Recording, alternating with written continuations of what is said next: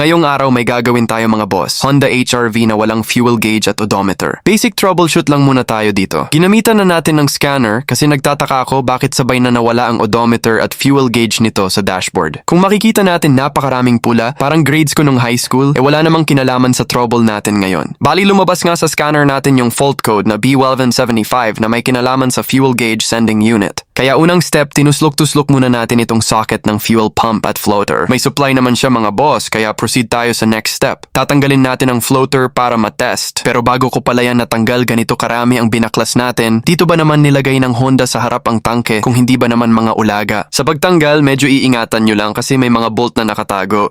Pero karamihan puro clip lang. Pagkatanggal natin, ginamitan natin ng tester gamit ang ohms para makita natin kung gumagana ba ng maayos. Gumagana naman siya pero napansin natin na parang nag-stock up, sumasabit yung floater. Kaya pinalitan na natin ito ng bago para masigurado natin kung dahil lang ba sa floater nato. Dahil gumagana naman at napakaliit lang ng detalye na pwede siyang mag-stock sa loob. Nang maikabit na natin, sinubukan muna nating i-test sa labas para maiwasan ang baklas kabit. At yun nga mga boss, tama ang hula ni Rudy Balwin, gumana na. Hanggang dito na lang mga boss, next upload na ang about sa odometer.